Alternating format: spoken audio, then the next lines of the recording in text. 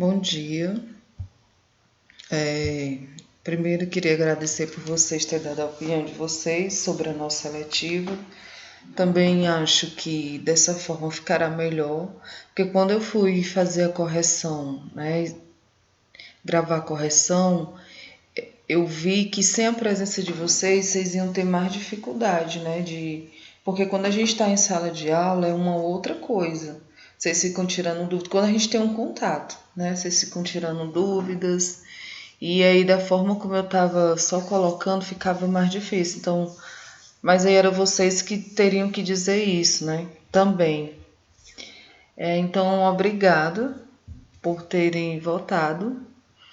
Hoje eu vou falar sobre o conteúdo de termoquímica, conteúdo que cai, sei lá, desde quase todo ano é uma sequência, é impossível não cair um conteúdo envolvendo termoquímica. Na atividade que vocês fizeram, que era aquelas 10 questões que a gente estava resolvendo em sala de aula, que eu passei a correção na aula passada, tinha uma questão de termoquímica, que era aquela lá da glicose se transformando em ácido lático, li uma lei de Hess, né, termoquímica, certo? Aí vocês podem sugerir, assim, o que é que vocês querem ver, por exemplo, na próxima aula, né? Então, eu vou passar aqui uma revisão bem simples, né, bem rápida sobre a lei de Hess. E em seguida eu passei 5 questões para vocês resolverem. Aguardo o retorno de vocês, né, com dúvidas, com as questões feitas, ok? Então vamos lá. O que é que eu preciso saber de termoquímica para que eu consiga ter um bom desempenho na resolução das questões, né, do Enem vestibulares? Então, primeiro você precisa saber a diferença de reação isotérmica e endotérmica, tanto a entalpia, que é a energia acumulada nas reações, né, que na verdade a gente não consegue, na prática a gente não consegue calcular essa energia e sim a sua variação, equações termoquímicas e sem indispensável a lei de Hess, certo? Geralmente cai muita lei de Hess. Então vamos aqui, né? O que é essa termoquímica?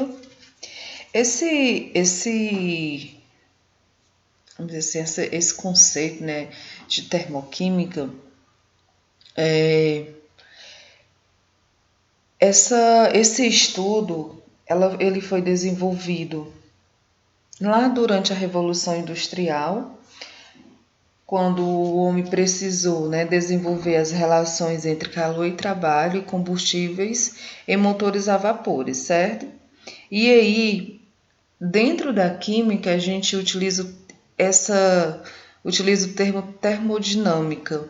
A termoquímica é uma área da termodinâmica. E aí é uma parte da termodinâmica. E essa termoquímica ela vai realmente estudar as relações que vão existir entre as reações químicas e as suas variações de energia, certo? É tanto que eu até coloquei aqui, né? Termo significa calor e química é a transformação da matéria. Então, se eu fosse interpretar esse conceito, o que é a termoquímica? É justamente as relações que existem entre as reações químicas e as suas variações de energia, né? Sabemos que as reações elas acontecem com envolvimento de energia. Por exemplo, se você colocar um açúcar num copo com água, se você não agitar, se não fornecer uma energia, um trabalho, essa água ela vai demorar muito, né, para que ela fique doce, certo? E eu conheço duas principais, né, vamos dizer assim, reações, que são as reações exotérmicas e as reações endotérmicas. Nós vamos ver cada uma, mas já falando, as reações exotérmica, prefixo endo significa para dentro, e o prefixo exo significa para fora, ou seja, e térmica, né, calor. Como a gente está falando sobre variações de energia, As reações endotérmicas são aquelas reações na qual acontece com a absorção de calor. E as reações endotérmicas são aquelas que acontecem, exotérmicas são aquelas que acontecem com liberação de calor, certo? Então, quase todas a energia do nosso dia a dia, elas vêm de reações químicas, certo? Por exemplo, a combustão da gasolina, aqui mostrado para vocês, a produção de eletricidade, ó, que pela, sei lá, um aquecedor, é, a energia contida aqui nas baterias, nos celulares, uma água que fervendo, a evaporação da água. Então, quase todas essas reações, né, que acontecem no nosso dia a dia, elas vão envolver energia, certo? E aí, se envolve energia, a gente já sabe que faz o estudo, né, pela termoquímica. E essas energias, elas podem acontecer de duas formas, ou pela sua liberação, certo? Ou pela sua absorção de calor. Aqui, ó, na produção de energia elétrica, eu tenho aqui o aquecedor, eu tenho a água líquida, certo? É uma termoelétrica aqui. Eu tenho uma água líquida, essa água foi aquecida, aí ela que liberou, ela que está evaporando. Então, a água antes ela estava no seu estado líquido e passou agora a estar no estado gasoso. Para que isso aqui aconteça, essa água ela precisa absorver calor, certo? Ela vai precisar absorver todo o calor para que ela saia para que essas moléculas se agitem, ela saia do estado em que ela se encontra, o estado físico, e passe a estar um outro estado. Então, aqui ó, é um processo endotérmico. Aí esse vapor de água ele vai gerar essa turbina e aí depois esse vapor ele vai para um condensador na qual a temperatura, né, que já é uma temperatura extremamente baixa e esse vapor ele vai voltar ao seu estado líquido novamente.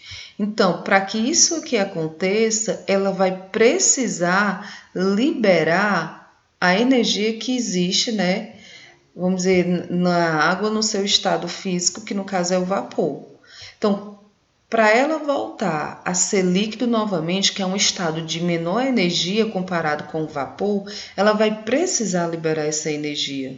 Então, se ela vai liberar energia, eu tenho uma reação endotérmica, certo? Então, se eu for analisar os processos de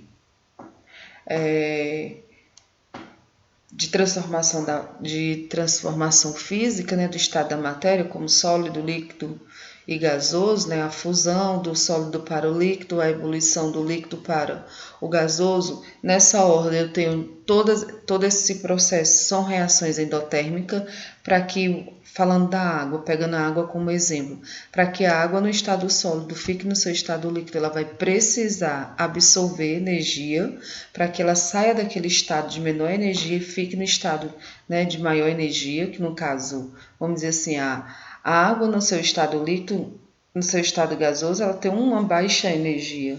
Para ela ficar líquido, para suas moléculas ter uma agitação das moléculas, para que ela fique líquida, ela precisa absorver energia, certo? E para transformar-se em gás, né, em gasosa, no caso, ela também vai precisar absorver essa energia. E o processo inverso dela, você vai ter uma reação exotérmica, certo? Por exemplo, quando a água deixa de ser vapor e passa a ser líquido, que nem a gente viu aqui, que é uma condensação. E também quando ela deixa de ser líquida e passa a ser no estado sólido, também é um processo de uma reação exotérmica.